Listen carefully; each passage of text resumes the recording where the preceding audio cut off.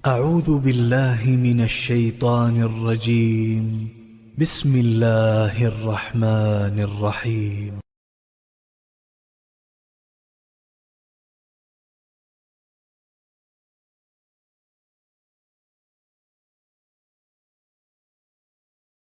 Maintenant, la Sourate al-Fatiha.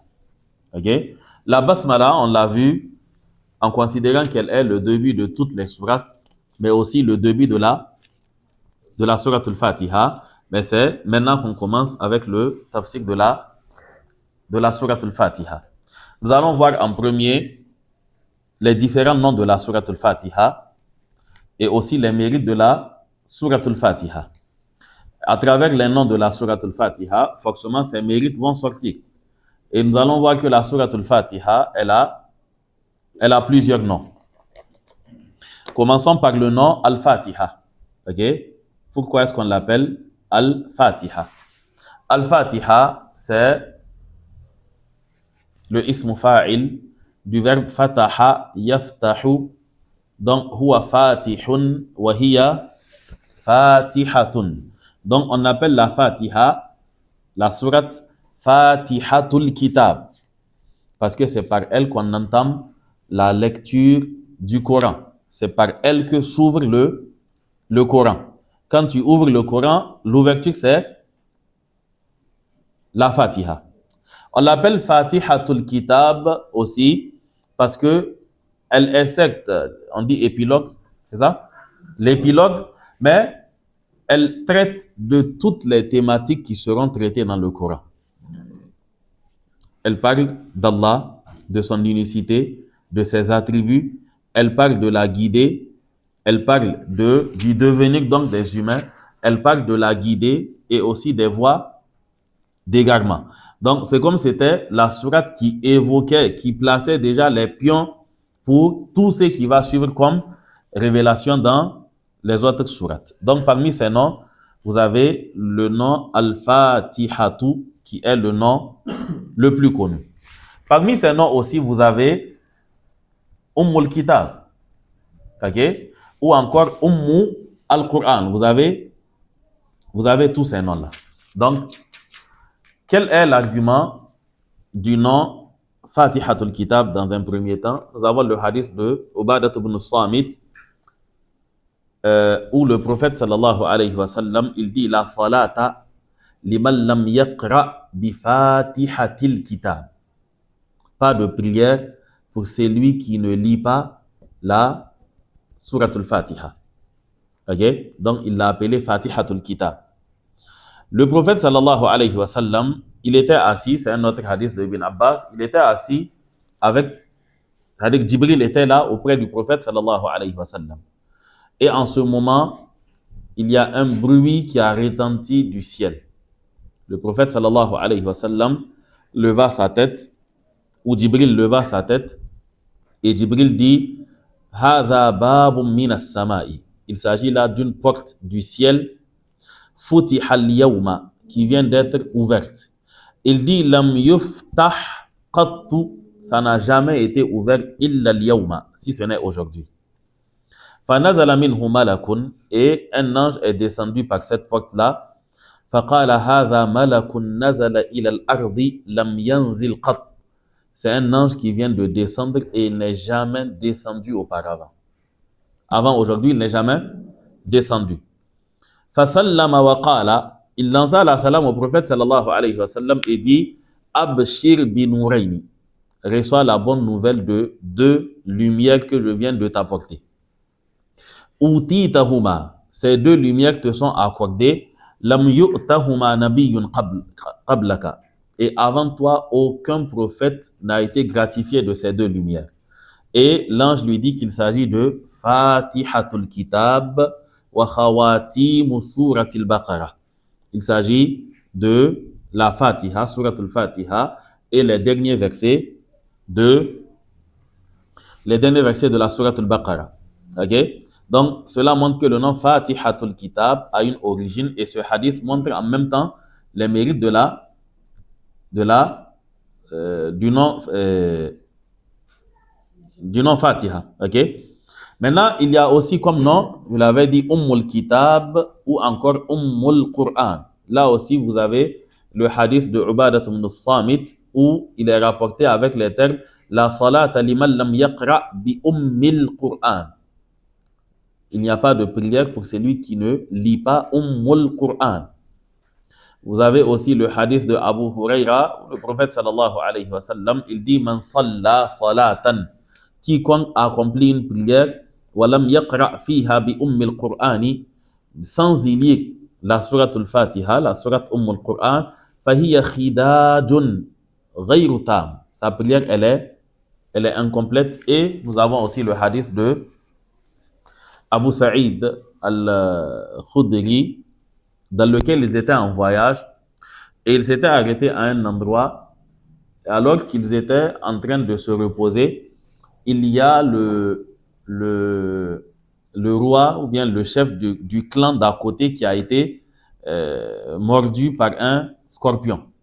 Donc, ils sont venus trouver les Abu Saïd qui étaient en voyage et ils ont donc posé la question, est-ce que parmi vous, il y a quelqu'un qui sait faire la ruqya, okay, qui peut soigner notre chef, quoi. Il a été piqué par un scorpion et voilà la situation. Donc, il dit qu'un homme parmi eux s'est levé. Dans d'autres versions du hadith, c'est Abu Sa'id al-Khudri lui-même qui s'est levé. Donc, le hadith dit Faja'ala yaqra'u bi ummil Qur'an. Il s'est mis donc à lire Ummul Qur'an et à chaque fois, il crachait donc sur le malade et à la fin de la lecture, le malade s'est levé comme si rien ne s'était passé. On l'appelle Ummul Qur'an pour deux choses. Le mot Al-Ummu en arabe fait allusion à ce qui représente le pilier. Maintenant, c'est de là que tout va découler. Et Ummul Qur'an, ici la Fatiha, comme on l'a dit, c'est parce que les différentes thématiques, les bases ont déjà été lancées là-bas. On l'appelle Ummul Qur'an aussi à l'image de la Mecque qui est appelée Ummul Qura. C'est-à-dire que toute cité qui viendra après, elle se mettra en bas. Elle ne pourra pas se mettre au niveau de la Mecque. Okay? Il en est de même aussi pour les sourates du Coran. Toute sourate sera en bas de la sourate al-Fatiha. Donc c'est pour cela qu'on l'appelle Ummul Qur'an. Deuxième raison, chez les Arabes, le mot Ummu, on l'utilise. Vous voyez, pendant les guerres et autres, avant, il y avait l'étendard principal qui était levé. Maintenant, pour chaque faction, il y a aussi un drapeau. Je pense que même présentement dans nos armées, il y a le fait de donner un drapeau et un nom à chaque détachement. Okay? Donc, il y a le drapeau principal et il y a un étendard pour la circonstance. Okay? Ou encore pour la faction ou autre. Donc, le grand drapeau qui flotte, en bas duquel se retrouvent des petits drapeaux, c'est ce qu'on appelle Al-Ummu aussi. Donc, c'est de là qu'on appelle la Surat al-Fatiha, Ummul Kitab, Ummul Qur'an et tout nom qui se rapprocherait de cela. On l'appelle aussi As-Sab'u al-Mathani. As-Sab'u al-Mathani. Les 7 versets qui sont à chaque fois répétés. On l'appelle ainsi parce que Allah subhanahu wa ta'ala a fait allusion donc à cela. Allah dit au prophète sallallahu alayhi wa sallam وَلَقَدْ آتَيْنَاكَ سَبْعًا مِنَ الْمَثَانِي وَالْقُرْآنَ الْعَظِيمِ. Nous t'avons certes accordé 7 d'entre les choses qui se répètent. Donc, سَبْعًا مِنَ الْمَثَانِي, de là on appelle la sourate Al-Fatiha As-Sab'u al-Mathani. Les 7 versets qui se répètent. Pourquoi on les appelle les 7 versets qui se répètent? C'est parce que dans la journée, tu vas lire ça 17 fois. Ok? Et demain aussi, tu vas lire ça. Et après demain, tu vas lire ça. Et ce sont des versets qui vont à chaque fois se répéter. On l'appelle aussi Al-Qur'an al-Azim parce que le verset وَلَقَدْ آتَيْنَاكَ سَبْعًا مِنَ الْمَثَانِي وَالْقُرْآنَ الْعَظِيم. Le prophète sallallahu alayhi wa sallam, en parlant de la Fatiha, il dit وَهِيَ السَّبْعُ الْمَثَانِي وَالْقُرْآنُ الْعَظِيم. Donc, Al-Qur'an al-Azim, ici le atf, c'est pas dans le sens de Al-Mughayara. Les deux noms sont appliqués à la sourate Al-Fatiha, comme ça peut aussi englober d'autres choses. Parmi les noms de la sourate Al-Fatiha, vous avez aussi le nom Ar-Ruqya. Ok? Le nom Ar-Ruqya, à cause du hadith de Abu Saïd qu'on a cité tout à l'heure, quand ils sont rentrés à la maison, ils ont posé la question, ils ont expliqué au prophète sallallahu alayhi wa sallam ce qui s'est passé. Et le prophète sallallahu alayhi wa sallam leur dit, il dit à l'homme qui a prodigué ces soins-là, il dit que Wama yudirika annaha ruqya. Comment tu as fait savoir qu'il s'agit d'une ruqya? Mais les savants disent que ce nom n'est pas un nom, mais c'est une sifa. Ok? C'est pas dans le sens de nom, mais c'est plutôt une des caractéristiques de la Surat al-Fatiha, le fait qu'elle soit, ok, source de guérison. Donc, on n'a pas besoin d'aller loin pour faire la ruqya. C'est-à-dire que la surat de la ruqya par excellence, c'est la surat al-Fatiha. Ensuite, les autres trois qul. Ce qui veut que vous n'avez pas dans la sunna du prophète sallallahu alayhi wa sallam des ruqya qui vont dépasser surat al-Fatiha, les trois qul, kafirun, les ayat al-Kursi, la fin de Baqara, ok? Les wattaba'u ma tatlu shayatin ou bien les hadani khasmani ikhtasamu et autres, ça ce sont des ijtihadat des gens ou bien les versets de feu. Ok? Regardez dans la Fatiha, vous avez vu là où on a parlé de feu. Et dans Surat al-Ikhlas, ou bien dans Surat Falaq, ou bien dans Surat Nas, il n'y a pas de mention de feu. Ok? Donc le fait de supposer que c'est les versets dans lesquels on parle de feu, c'est ces versets-là qu'il faut utiliser pour faire la ruqya afin de brûler le génie. Ce sont en réalité des suppositions des gens. Et dans la ruqya, il n'y a pas de ijtihad. Ça fait partie de ilm al-ghayb. Tu ne peux pas établir cela sans argument. Okay? C'est vrai que ce n'est pas une porte qui est fermée. On ne réduit pas, on n'impose pas forcément tel verset. Okay? Tu es libre de lire tant qu'il s'agit du Coran. Mais fais attention à ne pas fausser ta conception de la chose sur base de propos que Satan, que le génie qui se manifeste dira à un raqi qui va maintenant vous informer et maintenant vous en faites une règle. Lors d'une ruqya, vous posez une question au génie, le génie répond. Il a dit la vérité, il a menti, on ne sait pas. Maintenant, sur cette base-là, toi, tu écris un livre. Et puis, tu expliques aux gens que voici comment les génies sont et voici ce qui marche. Et voici ce qui ne marche pas et voici comment il faut procéder. Et si on te pose la question, comment manifester? Okay? Parce que tu n'auras pas un verset, un hadith, encore quelque chose sur ça. Donc, il faut faire très attention à cela. Parmi les noms de la Surat al-Fatiha, il y a le fait qu'on appelle as-salah. Parce que le prophète sallallahu alayhi wa sallam, dans un hadith, il dit que qala Allah ta'ala, Allah subhanahu wa ta'ala a dit qasamtu as-salata wa bayna abdi. J'ai réparti la prière en deux, entre moi et mon serviteur. Donc, Allah dit qu'il a réparti quoi? La prière entre lui et son serviteur. Et il dit que qasamtu as-salata bayni wa bayna abdi nisfayni. J'ai coupé la prière en deux, entre moi et mon serviteur. Wa li abdi ma sa'ala. Et mon serviteur aura ce qu'il aura demandé. Maintenant, à quoi le mot as-salah fait allusion? La suite du hadith nous l'explique. Allah dit فَإِذَا قَالَ الْعَبْدُ, c'est un hadith qudsi.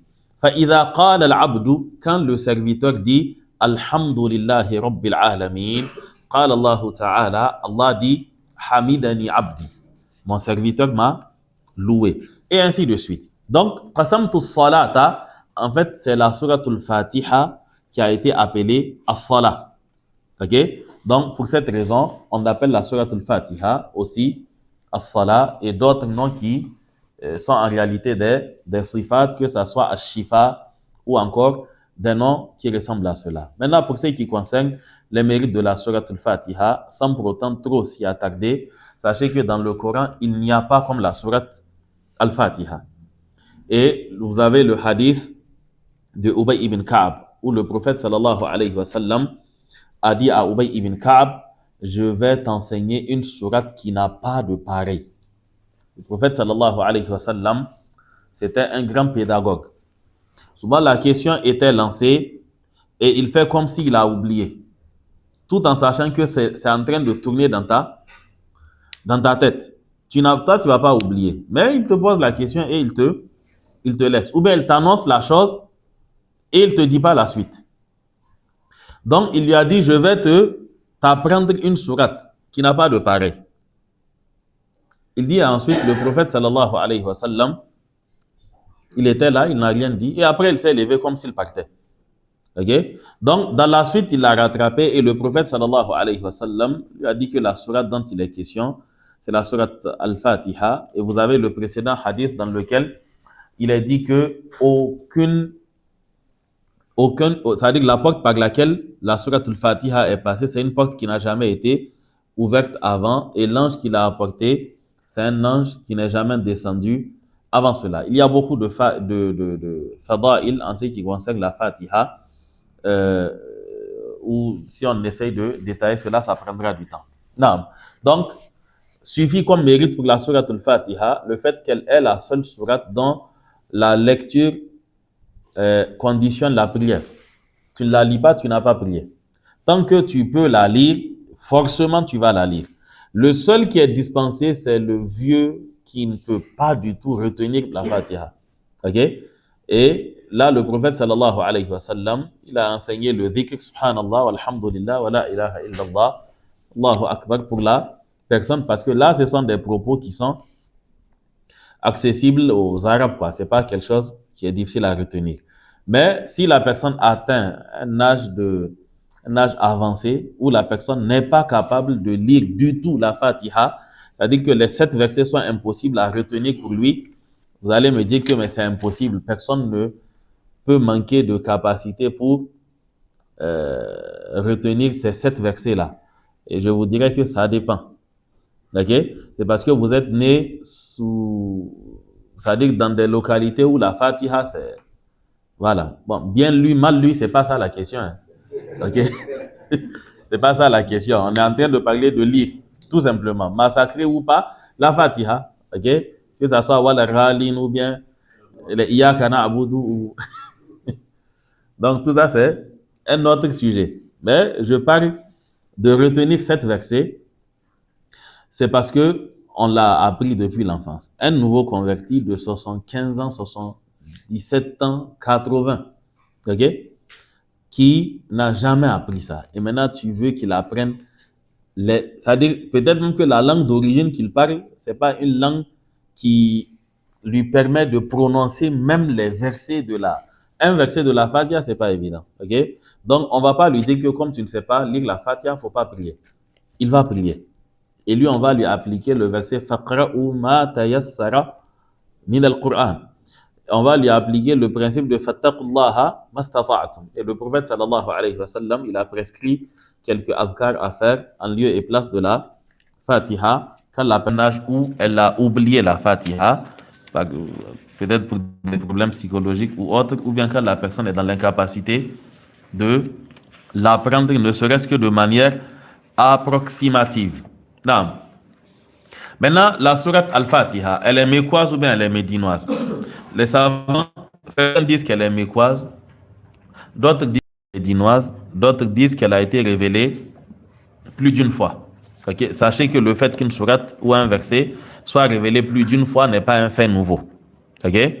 Ma nansakh min ayatin aw nunsiha na'ti bi khayrin minha aw mithliha. Okay? Donc, il n'est pas exclu qu'une même sourate soit révélée à plusieurs endroits. Okay? Et souvent, quand on dit elle est mécoise ou médinoise, on parle de la première révélation. Okay? C'est-à-dire que certaines sourates ont été ouvertes à la Mecque. Mais certaines parties de certains versets qui les composent ont été révélés à Médine. Maintenant, qu'est-ce qu'on appelle sourate mécoise ou médinoise d'abord? Sourate mécoise ou médinoise, la référence, ce n'est pas le lieu où ça a été révélé. Ok. Donc, qu'est-ce qu'on appelle sourate mécoise ou médinoise? Mécoise ou médinoise, ça ne tient pas compte du lieu géographique, mais de la période à laquelle ça a été révélé. Ok, c'est la qaïda qu'ils ont retenu dans les documents de Ulum al-Qur'an. Ce qui est révélé qabla al-hijra est mécoise. Même si, ça veut dire que ce qui est révélé avant la hijra, c'est une sourate mécoise, même si elle a été révélée hors de la Mecque. C'est pour cela que vous n'avez pas de sourate autre que mécoise et médinoise. Le prophète n'a pas toujours été à la Mecque et à Médine. Souvent, il est au milieu des deux. Donc, quand on dit une sourate qu'elle est makkiya, cela signifie qu'elle a été révélée avant la hijra. Et quand on dit qu'elle est madaniya, cela signifie qu'elle a été révélée après la hijra. C'est ce qu'on prend comme référence. Maintenant, pour ce qui est de la sourate Al-Fatiha, ce qui est juste, c'est que la sourate Al-Fatiha, elle est mécoise, à cause du verset de la sourate Hijr, qui est elle aussi mécoise. وَلَقَدْ آتَيْنَاكَ سَبْعًا مِنَ الْمَثَانِ وَالْقُرْآنَ الْعَظِيمِ. Nous t'avons accordé سَبْعًا مِنَ الْمَثَانِ وَالْقُرْآنَ الْعَظِيمِ. Et c'est une sourate mécoise. Et donc, forcément, la sourate, elle était là depuis la Mecque. Okay? Donc, c'est de là qu'on dit de la sourate Al-Fatiha qu'elle est makkiya, qu'elle est donc mécoise. La basmala, nous l'avons déjà lu et expliqué. À présent, le Alhamdulillahi Rabbil Alamin. Naam. Alhamdulillahi Rabbil Alamin, c'est Jumlatun Ismiya. Ça, c'est comme Ana fil Fasl. Il n'y a rien dedans. Ok? C'est une jumla basique. Maintenant, juste en guise de bonus, sachez que dans le madhab des savants de Loura, ils se sont posé une question. C'est-à-dire, est-ce qu'on va faire le i'rab d'un jar et d'un majrour comme étant khabar, ou bien on va supposer que le khabar est muqaddar et qu'il est mahzouf. Et donc que le jar et le majrour doivent être liés à un khabar qui a été effacé. Okay? Certains disent ana fil fasl. Cela signifie que ana est mubtada, fil fasl est le khabar. Donc al-jar wal majrour fi mahalli, il sera fi mahalli quoi?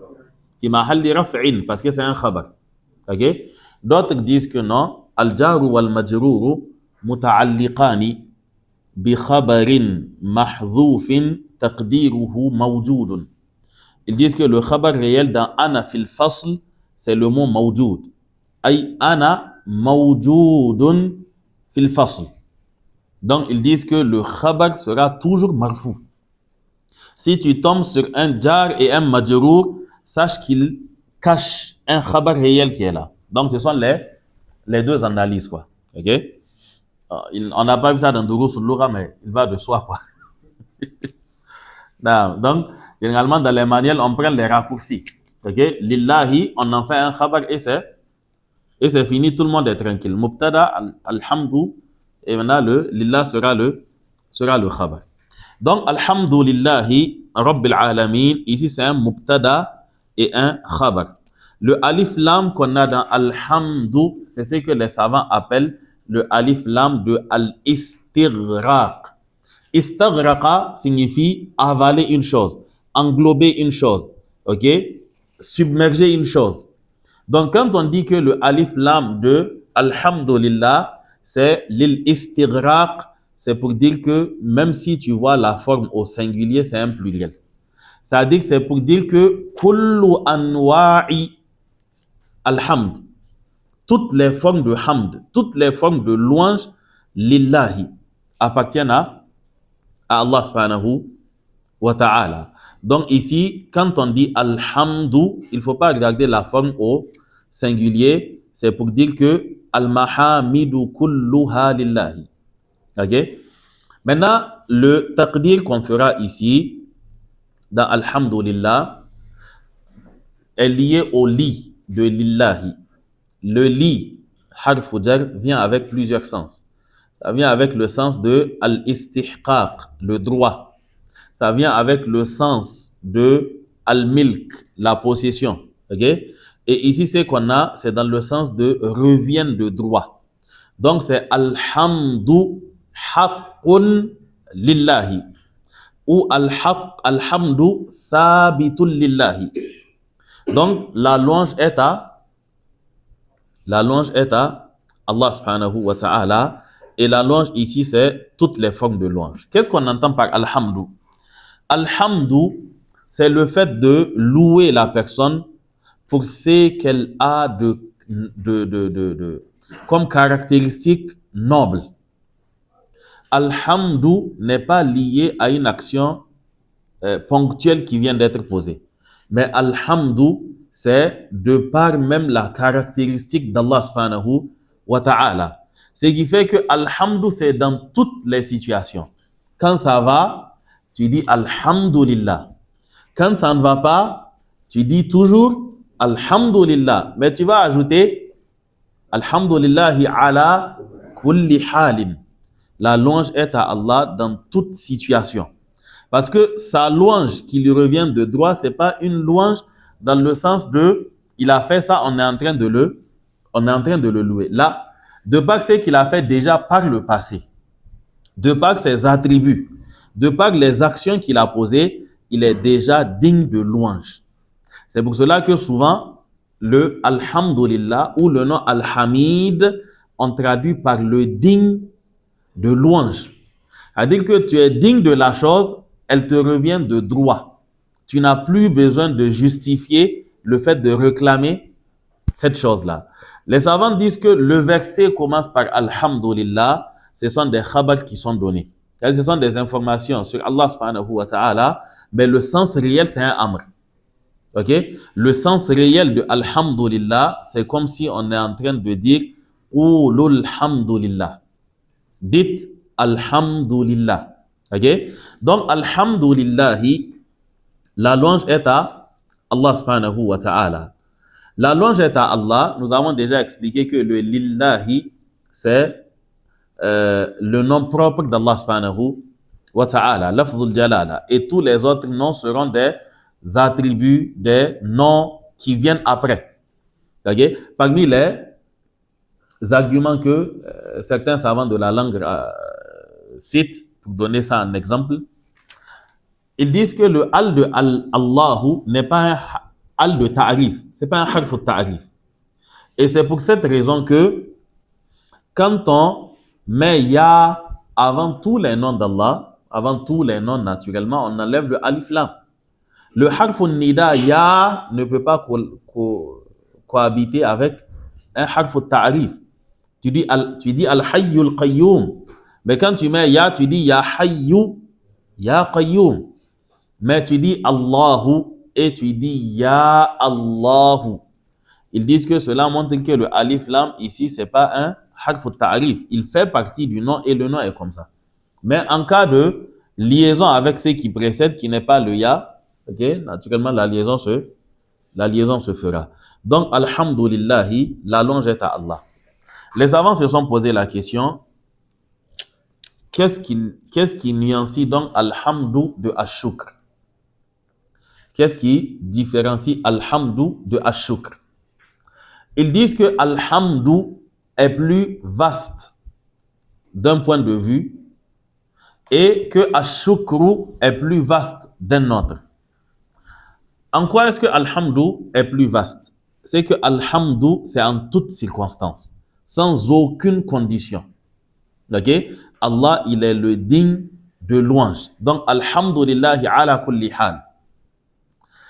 Alors que ashukru, il est cité après avoir été gratifié d'un bien.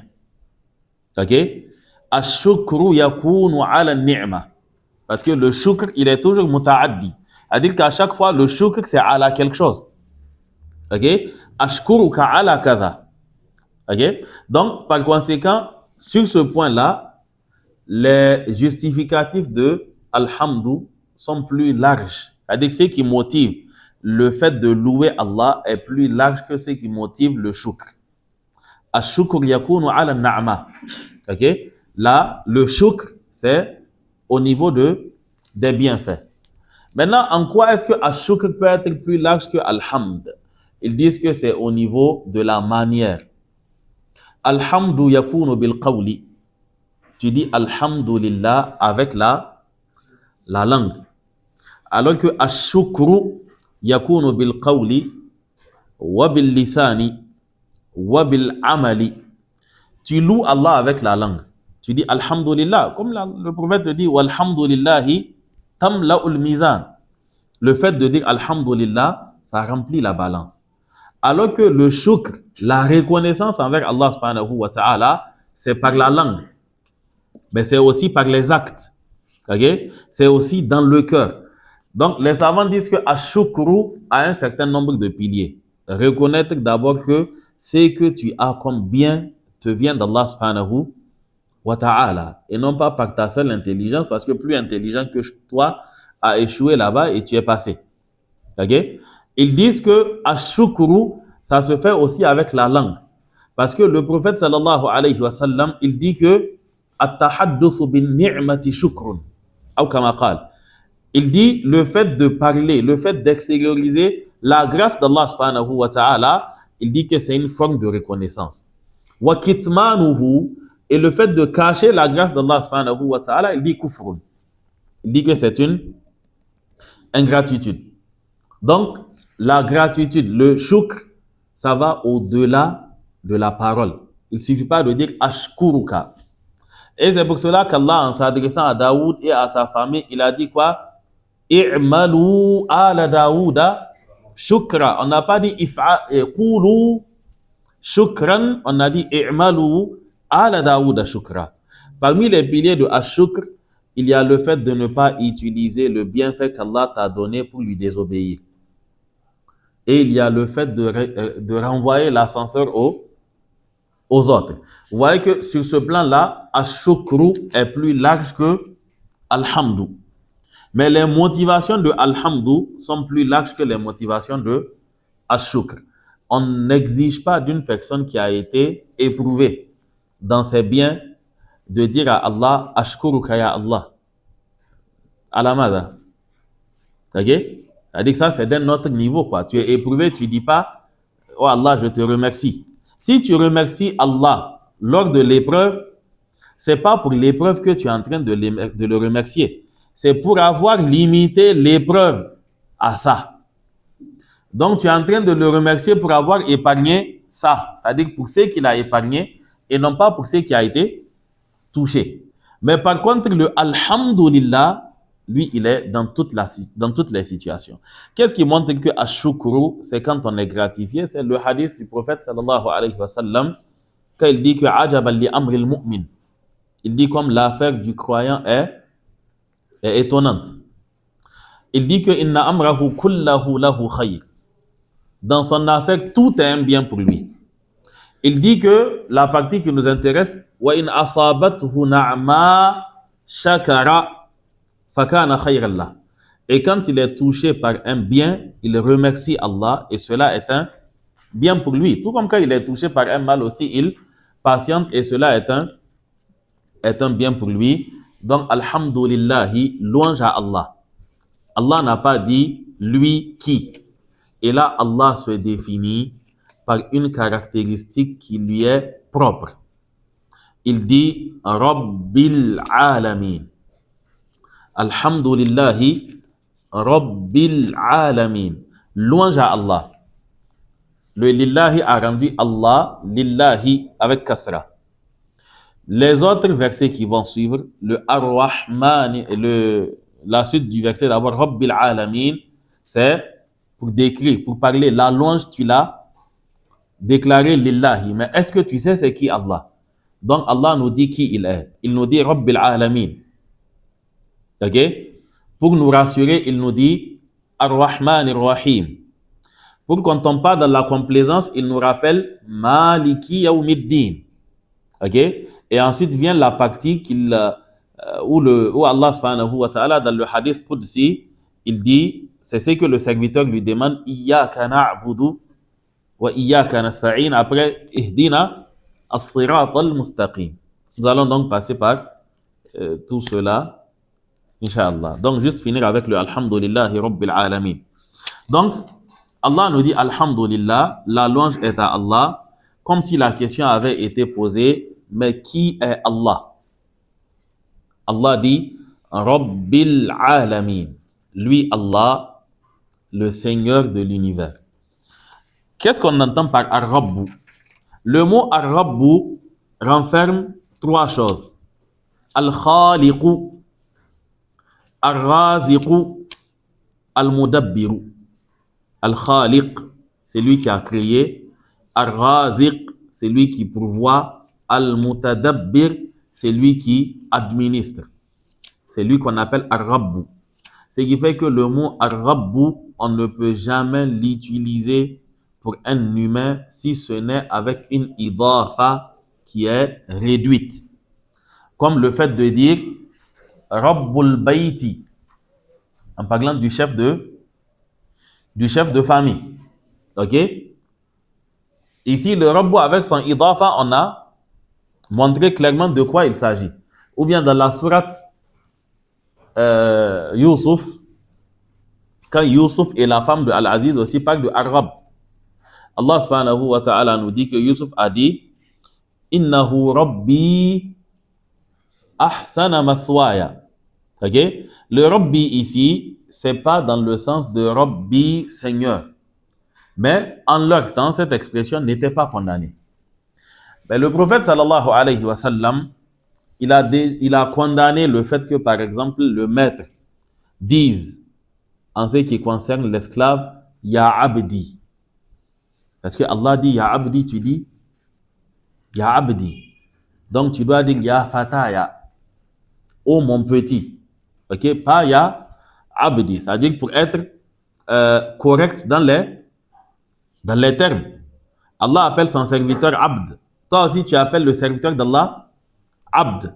C'est-à-dire qu'il ne faut pas utiliser le terme dans ce sens-là. Donc le prophète sallallahu alayhi wa sallam, il nous dit d'éviter le terme abdi, mais de dire plutôt ya fataya ou une parole qui ressemble à cela. Donc le mot ar-rabbu, ça implique la création. Et c'est pour cela que la première interpellation dans le Coran, Allah dit ya ayyuhan nasu u'budu rabbakum. On va arriver dessus incha'Allah. Ya ayyuhan nasu u'budu rabbakum. Ô humains, adorez votre Seigneur. Maintenant, c'est qui Ar-Rabb? Allah dit Alladhi khalaqakum walladhina min qablikum la'allakum tattaqun. Donc, c'est cela Ar-Rabbu. Ar-Rabbu huwa al-Khaliqu. Donc, à travers ce premier verset, nous avons Al-Khalqu dans le mot Ar-Rabb. Adorez votre Seigneur, Alladhi khalaqakum, qui vous a créé, walladhina min qablikum la'allakum tattaqun. Ensuite, maintenant, Ar-Raziq, Alladhi ja'ala lakum al-arda firasha, was-sama'a bina'a, wa anzala minas sama'i ma'an, fa akhraja bihi minas samarati rizqan lakum. Ok? Donc, il s'agit de Ar-Raziq. Allah dit, fala taj'alu lillahi andadan wa antum ta'lamun. Maintenant, dans la partie Alladhi ja'ala lakumul arda firasha was-samaa'a binaa'a wa anzala minas samaa'i maa'a fa akhraja bihi minas samarati jusqu'à la fin, cela montre qu'il y a un tadbir. Et maintenant, pour le Khaliq, le Raziq, le Mutasarrif ou Al-Mutasarrif, naam, ou bien Al-Mudabbir, ok? Vous avez cela dans les versets. C'est lui qui fait descendre la pluie, c'est lui qui fait sortir les plantes, c'est lui qui fait telle chose et telle chose. Donc quand on dit Ar-Rabbu, c'est tout cela.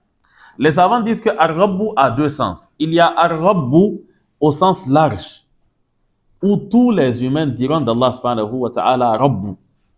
Et il y a aussi Ar-Rabbu, le sens spécifique aux croyants. Parce que au niveau des croyants, la tarbiya, parce que c'est de là qu'on a tiré le Rabb, ça vient de Rabba, le même fi'il, Yurabbi.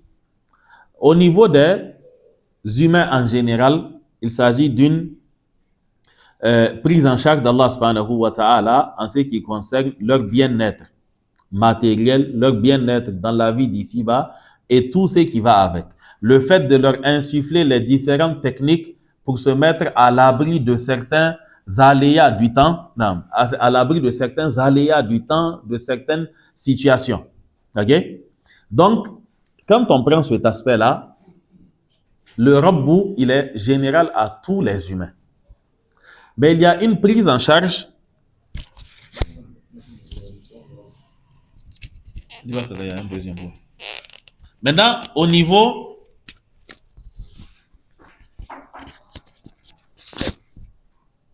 niveau des serviteurs, ok?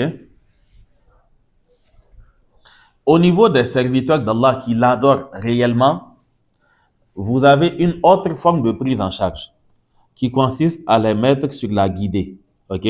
À les assister dans l'adoration, à leur accorder des occasions par lesquelles ils vont rattraper leur retard, ok? À leur donner des occasions où ils vont se débarrasser de leur péché. Donc, ce qui fait que Rabbu vient avec tous ces sens-là. Donc, louange à Allah, si tu ne sais pas de qui il s'agit, il est Rabbil Alamin. Rabbi, on l'a expliqué maintenant, Al-Alamin. Al-Alamin, c'est le majrouk de Al-Alamoun. Les savants disent que c'est un nom qui n'a pas de singulier de son genre. Dans le sens où il fait toujours allusion. Al-Alam n'a pas un singulier dans le sens d'unité. Ça fait toujours allusion à une communauté. Ok? Ça fait toujours allusion. Je dis Alamul Jinn, le monde des génies. Ce n'est pas un seul. Alamul Malaika, le monde des anges. Alamul Hayawanat, le monde des animaux. Donc c'est toujours un lot, quoi. Il n'y a pas son unité. Al-Alamin désigne tout ce qui est en dehors d'Allah subhanahu wa ta'ala. Louange à Allah, Rabbil Alamin. C'est-à-dire que tout est mis de côté. Il y a Allah et il y a ensuite les autres. C'est ce qui fait que les versets dans lesquels Allah dit Min dunillah ou encore Ghayr Allah, il n'y a personne aux côtés d'Allah subhanahu wa ta'ala. C'est Allah et ensuite les autres. Donc Allah dit Alhamdulillahi, louange à Allah, Rabbil Alamin, le Seigneur de l'univers, le Seigneur des mondes. C'est-à-dire que toute créature qui est sur terre vient d'Allah subhanahu wa ta'ala. Tout est parmi la création. Et tout ce qui existe, c'est Allah subhanahu wa ta'ala qui l'a créé. Ce qui fait que vous n'avez personne qui est prétendu être le créateur. Même s'il le dit, c'est en sachant qu'il ment, quoi. Ok? Quand Pharaon a dit Ana Rabbul Alamin, lui-même, il ne se prenait pas au sérieux. Ok? Et comme il a osé dire Ana, pas Rabbul Alamin, Ana Rabbukumul A'la. Ok? Quand il a dit Ana Rabbukumul A'la, il a justifié son acte en disant que vous ne voyez pas que Alaysa li mulku Misra wa hadhihi al-anharu tajri min tahti. Je suis Dieu, je suis Ana Rabbukumul A'la. Vous ne voyez pas que le pouvoir de toute l'Égypte me revient et que même les cours d'eau sont obligés de passer sous mon palais. C'est pour cette raison, pour le ramener à sa nature, pour lui rappeler qui il est, Allah l'a fait mourir dans l'eau là. Ok? Donc Allah a ordonné à l'eau de l'engloutir. Parce qu'il a argumenté par l'eau en disant que l'eau coule sur mon palais. Ana Rabbukumul A'la, Allah l'a fait mourir dans l'eau. À chaque fois, Allah ramène les gens à cette réalité-là. Quand les chrétiens disent que pendant les jours de Pâques, Isa, qui serait donc Dieu chez eux, a transformé le vin en l'eau en vin. Ok? Il a transformé l'eau en vin. Allah subhanahu wa ta'ala dit, comment est-ce que vous pouvez faire de Isa et de sa mère des divinités? Allah dit que Kana ya'kulani at-ta'am. Allah n'a rien dit. Hein. Ok? Mal Masih ibn Maryam illa rasulun. Ça dit que c'est juste un messager. Et sa mère, Allah dit que ummuhu siddiqa. Et sa mère, c'est une véridique. Allah dit seulement kana ya'kulani at-ta'am. Allah n'a pas expliqué cela. Parce que ça, c'est évident. Allah dit qu'il mangeait de la nourriture. Et le verset a continué. Sans parler du fait qu'il mangeait de la nourriture. Mais quand tu manges de la nourriture, ça signifie quelque chose avant et quelque chose après. Tu as mangé parce qu'il y a eu ce besoin. Et quand tu finiras de manger, il y aura un autre besoin.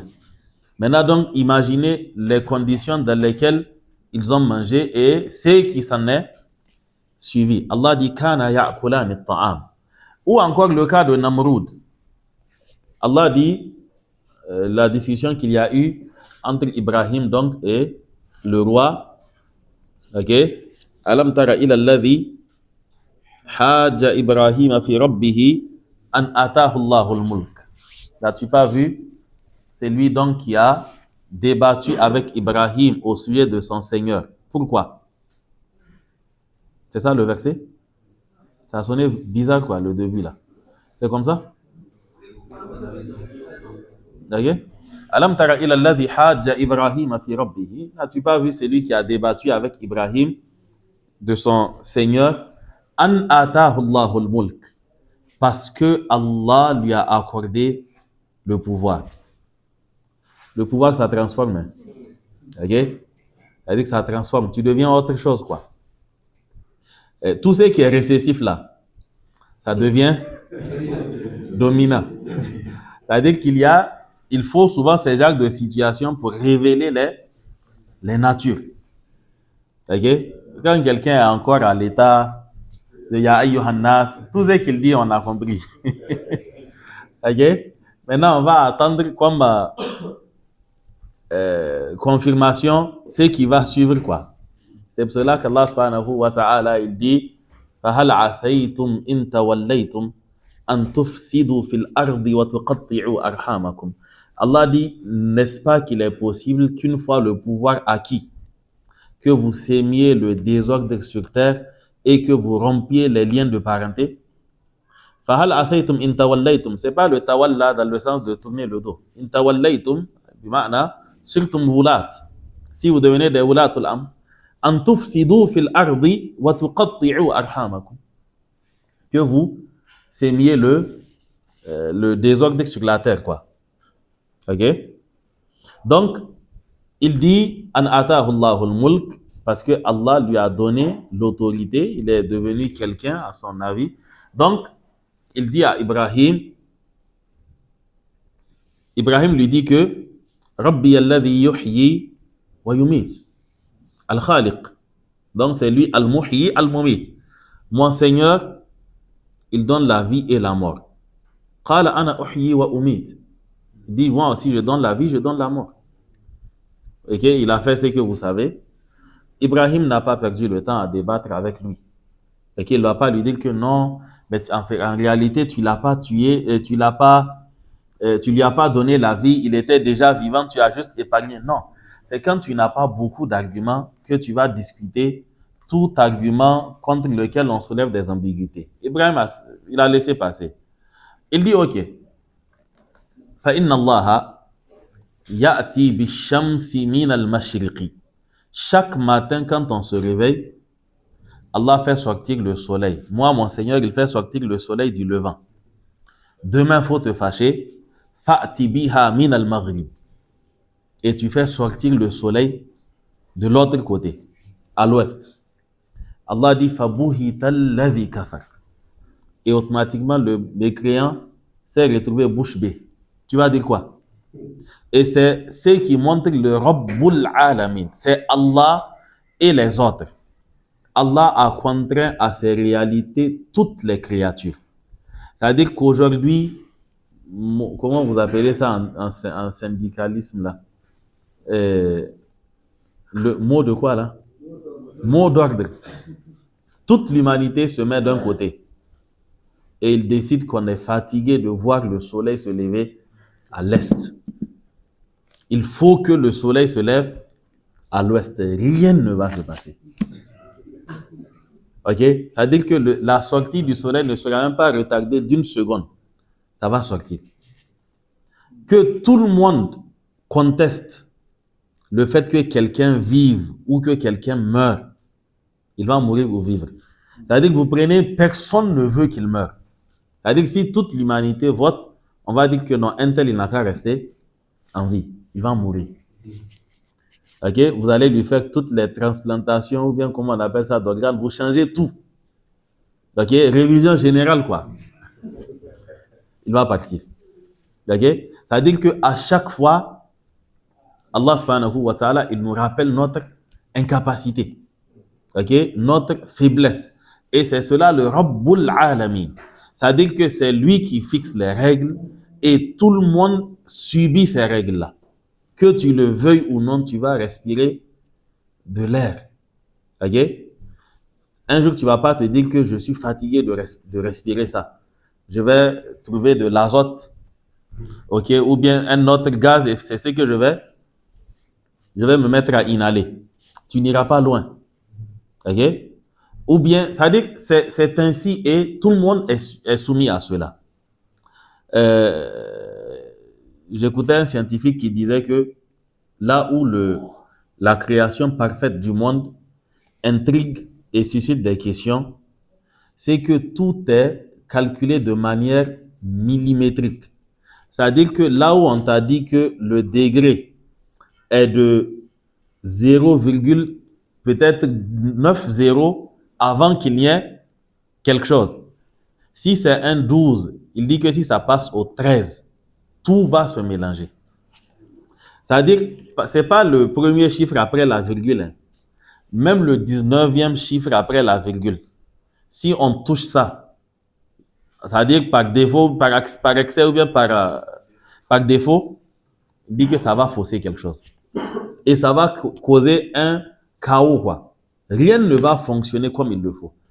Là où c'est une question de degré en termes de chaleur ou autre, si on baisse un peu ou on augmente un peu, tout va se mélanger.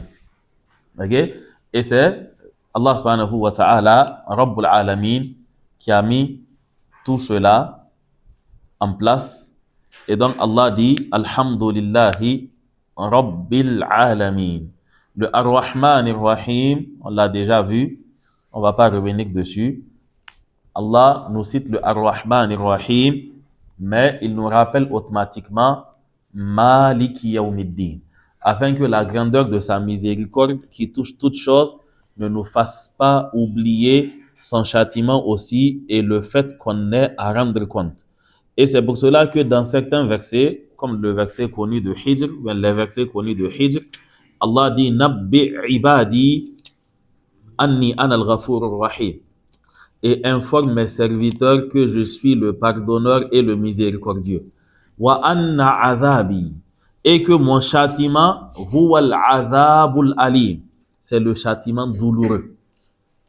Et il dit encore dans A'raf, Inna rabbaka la sari'ul iqabi, et ton Seigneur est certes rapide en sanction, wa innahu la ghafurur rahim, et c'est certes lui qui est le pardonneur et le miséricordieux. Donc Allah subhanahu wa ta'ala, il nous colle ces deux attributs à chaque fois. Nous allons voir Inch'Allah à la prochaine séance le Maliki Yawmiddin, la nuance entre le Maliki Yawmiddin, comme nous l'avons dans les qira'at qu'on connaît ici, et le Maliki Yawmiddin, la nuance qu'il y a entre les deux. Vous allez déjà remarquer que le Maliki, c'est un ism fa'il. Ok? Donc, lui, quand on l'utilise, c'est à l'image de quelqu'un qui a une possession. C'est-à-dire que tu possèdes quelque chose, fa'anta malikuhu. Tu es son détenteur, tu le possèdes. Ok? Mais cela ne fait pas de toi un roi.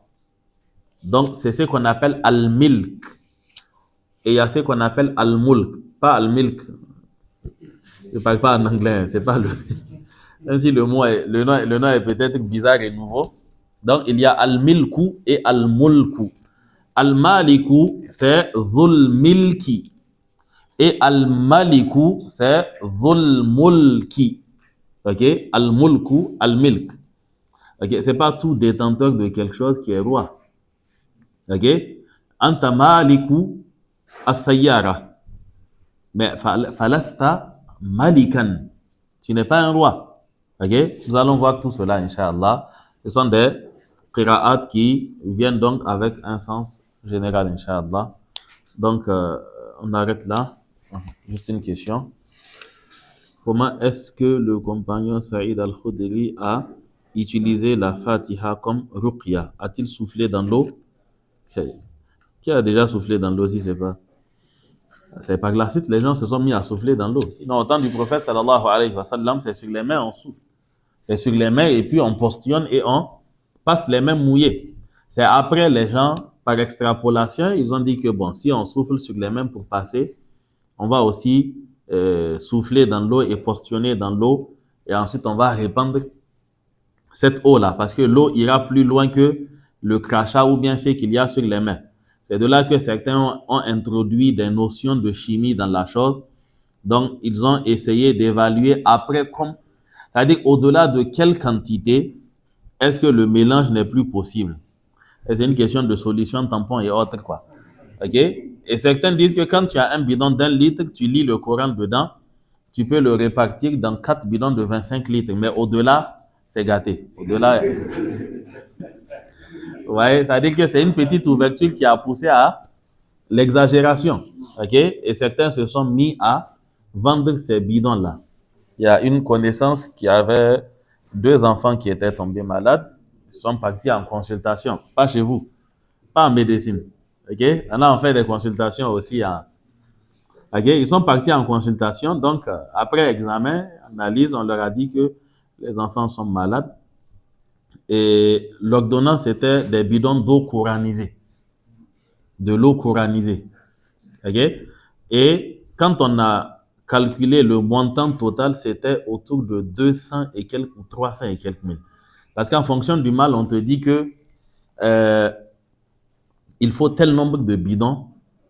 Tu vas boire, tu vas te laver avec pendant tel nombre de jours, quoi. Donc après ça, ça va passer.